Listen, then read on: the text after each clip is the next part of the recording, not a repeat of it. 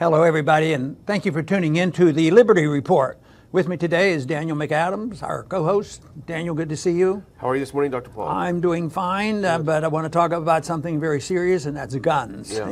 And it is certainly in the news. It's yeah. incessant. And once again, there's a tragic a tragedy, Yeah. and the people are reacting predictably, and we talked about this the other day, and there would be those individuals who will refuse to let any tragedy go by without capitalizing on it in a political way, and that's what's happening more so than ever. A lot of pressure on the president to really come down hard since this shooting occurred in Florida. But the big thing is, how much are we going to cave in and sacrifice more liberties? And I keep thinking that the bigger picture here for me is what happened after 9/11. One point, there were no guns. There were no guns used to commit the biggest disaster, tragedy in this country, short of the Civil War. I mean, it was a big deal. And there were no private guns protecting the airplane. So there were no guns where they were supposed to be. They didn't need guns to commit this tragedy. And what was the reaction? How did the authoritarians capitalize on this? Well, first they created the TSA within weeks. Yeah. We were there when they did that. Our arguments didn't hold, and we couldn't persuade them to not doing that. But they created the TSA, and they say, we have to deal with this. So they punish the American people and take away more of their liberties. And then what else happened with that?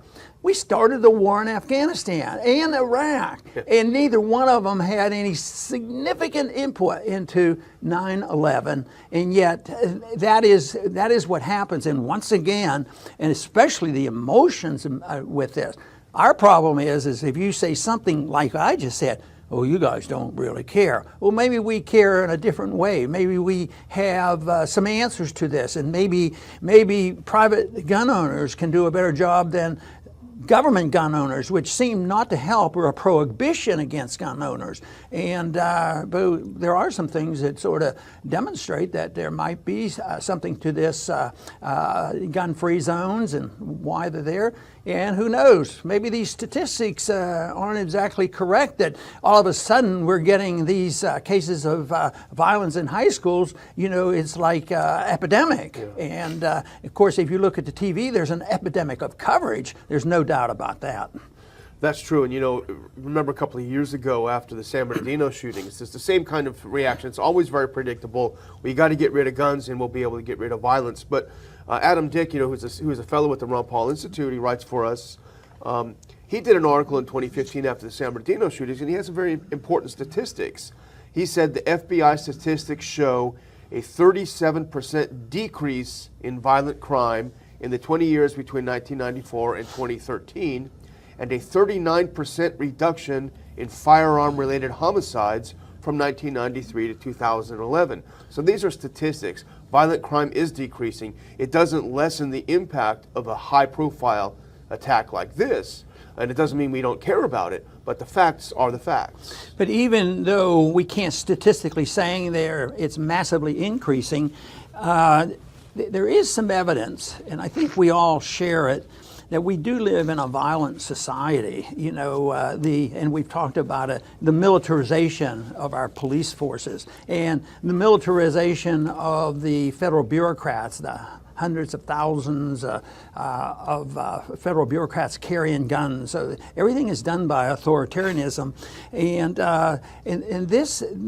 is real. And then also there are a lot of killings that are outside of schools, out of the schools. Evidently, it only occurs in a majority of white people's school. But where are the reports of a really massive killing in the inner city? Yeah. We don't hear that, and by numbers, there's a lot more students being killed in the inner city and young people being killed. There's a war going on there, but in the media, and this is a different story. They report exactly as we have witnessed here, mainly to attack private gun ownership. But they don't want to talk about how it's the war on drugs that causes a lot of the shootings in the inner cities. No, that's a different story too, which would be a good point that you make.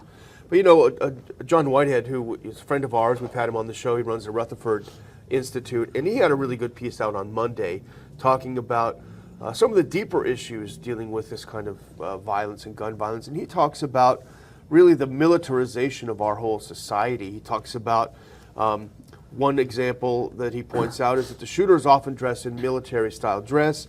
He also points out that the U.S. military and intelligence agencies have influenced over 1,800 movies and TV shows. They get money from the Pentagon, our tax money, these studios do, and they paint the Pentagon, they paint war in a positive light. So there's, of course, we don't even need to talk about how the military gets involved with all kinds of sporting events. They turn them into military parades. So we have this intense militarization of the society. The police look like they're in the Army. And so he talks about a more systemic problem that we have. We've become a culture that worships military, violence, invasions, attacks, and it's going to sink into these kids. And when you think of whether it's the football games or this, that's a cultural divisiveness that is caused. So the media participate in promoting this. You mentioned the TVs and the movies promote it, but then this divisiveness, that serves the interest of the cultural Marxists. That's what they want. Their goal literally is to destroy the culture. And it's divisive on the way it happens, and then it becomes accelerated and amplified because they can blame these radicals who believe in the Constitution and believe that they're supposed to have a right and a responsibility to provide for safety. You know, and one of the big issues that I see here is the total ignoring of private property versus government property, because it's hard to protect civil liberties perfectly on government property and in schools. So on private property, this is altogether different. People have a responsibility. We live next door here. A mile here, we have Dow Chemical. Yeah. They don't depend on the police. They depend on their security forces to protect their property. And I think this is what happens. They forget about that and think it's collectivism. It's owned by the government, and we have to protect them. And I resent the way it's handled in a government school. I don't know how you can protect civil liberties perfectly. What if there's a diverse group on different religions and they dress differently and some people don't like it and they want to regulate it? What about the books? How can you have books in a government school without it being slanted in one direction or another? There's no perfect way to please everybody. So I think it's the loss of the concept of private property that makes the difference. The big question I've been asked then is, well, how do you do it? You just don't get rid of all government schools overnight.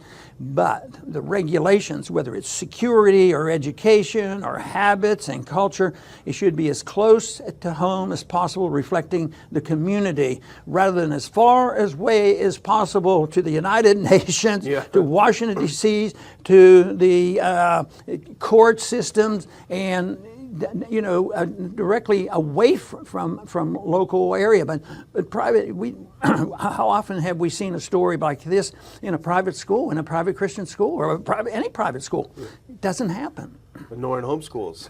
No. But we both read an article this morning about extreme security, and there's a school somewhere in the Midwest where some company donated $400,000 to show off their technology for extreme security, and it's bulletproof doors, smoke bombs coming out of the ceiling, surveillance. Some people might wonder if that's not the answer. And the cameras are really the big issue here. And can I say cameras everywhere? And can you have bulletproof doors? Why would you need to be bulletproof? Well, because they're locked. So you're locking the kids in. Of course, one of the complaints about government schools has been the kids, when they're allowed to talk about it, they say they feel like they're in prison. And here they literally can feel like they're in prison. And then what happens if there's a fire? Oh, the doors are all locked. Oh, we have a problem. They don't think of that. But that $400,000 for this, I mean, that doesn't sound like the answer for the problems that we face, especially when there's not a statistical epidemic of what's going on. And the cameras, that's the first thing you said when we talked about it. Cameras everywhere just to make sure there are no Terrorists. I'm sure that won't be used against. Well, what about using, maybe you were going to say, how about the teachers? Yeah. What if the teachers leaned away from teaching something other than the government mandated curriculum? Oh boy, they could be in big trouble. But kids are monitored, and it's live monitoring. The sheriff's office, they said, was 10 miles from the school, so they have a live monitor of things going on. And you think if the kids already felt like they were in prison, this is really a great environment to learn. But the big thing is how you're going to deal with it. There is violence, and it is a big problem, but it's not going to be easy. But I think local people should try to figure it out. I think, why is it that you have to have armed guards and guns? If you had a school that, and I've never liked these schools where there's 3, 4, 5, 6,000 kids in grade school and high school, the smaller the better, I think. So even if you had 400 people in a school, teachers would know, and the principals know, they should know everybody's name. I mean, you don't have to send them through, metal detectors. Yeah, I wouldn't think, but just knowing what's going on and all the clues with this kid, so they just didn't follow up on it. Maybe if you had a school and you actually hired private security, like Dow Chemical does, maybe they would have followed up on something like this. And I keep thinking back to the airlines. If they'd have been responsible, for the safety of the airplanes, rather than saying the government's responsible, we'll have this token thing and take away the guns and there'll be no violence. And so people felt secure. It was a moral hazard having the government involved for so many years, which set the stage that allowed this. Back a couple decades ago, the teaching was do not resist. Yeah. Go along with anybody who's hijacking. So what else? It's a sort of an open door. Yeah. I mean, if we were running the security agency for our airplane, we'd say, look, there's always a chance of some crazy nut getting on here, and we want you to be secure. We want you to have a gun up front if somebody comes in. But now it isn't going in that direction at all. We have more controls than ever, and we have TSA, but I've always argued, and I continue to argue, that when these kind of incidents happen, the American people suffer. They say, well, to be safe, you have to sacrifice liberty. Oh, does that mean you don't want to be safe? No.